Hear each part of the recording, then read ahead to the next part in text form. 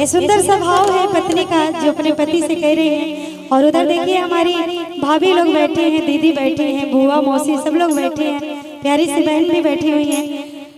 आइए इस गीत को सुनते हैं। बड़ा कुछ गीतें पारंपरिक गीत जिसको हमारी मालिनी अवस्थी जी, शारदा सिन्हा जी, कल्पना जी ऐसे ऐसे गीत को गाई है कि आज भी हर महफिलों में उनके गीतों को सुना जाता है, लोग फरमाइश करते हैं। वैसे एक प्यारा सा गीत है कि ए जी आमो आमो हो वाके झूमे डरिया, ए जी आमो आमो हो वाके झूमे डरिया, ए जी झूमे डरिया तने तो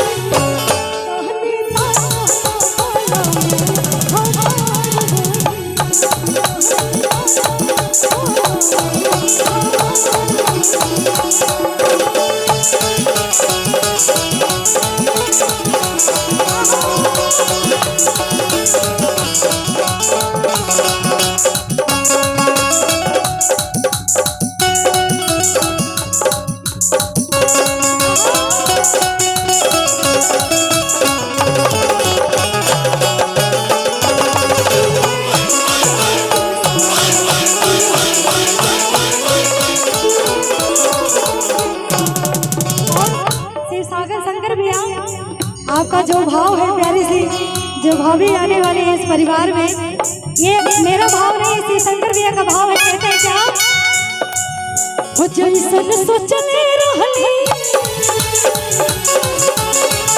हो जैसन सोचले रहली ओइसन धनिया सावर लगो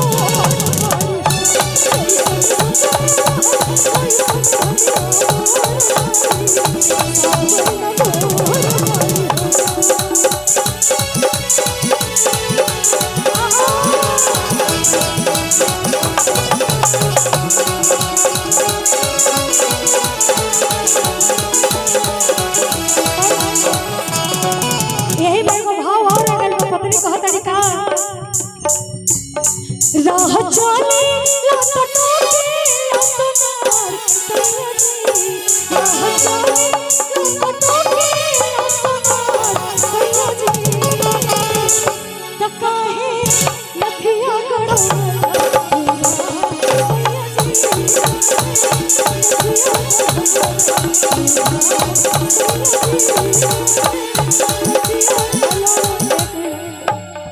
तो देखिए आप सर की तरफ से प्यारा सा आशीर्वाद मैं चाहूंगी कि हाँ नाम भी बता दीजिए, बड़े आनंद से सुन रहे हैं आप और बड़ा ही अच्छा लग रहा है। नाम क्या है आपका?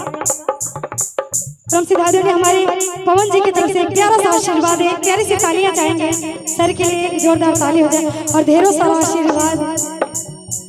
जितनी तारीफ करो उतनी कम है, पर हमारे शंकर भैया का भाव है, कहते हैं क्या?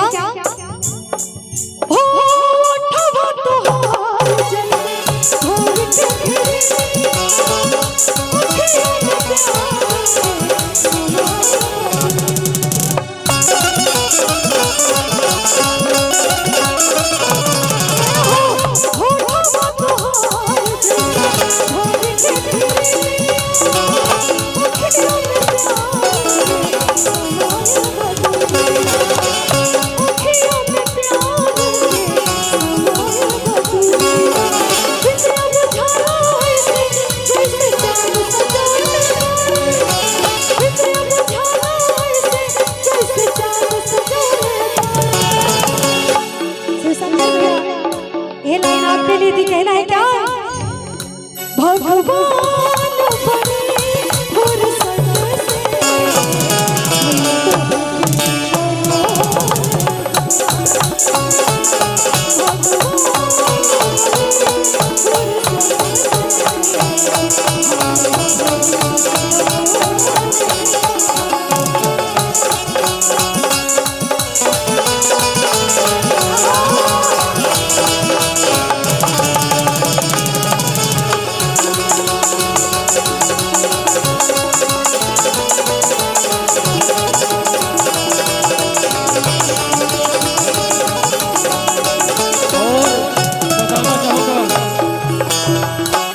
हमारे बीच में आदरणीय पवन मिश्रा जी भैया उपस्थित हैं। आप झूसी की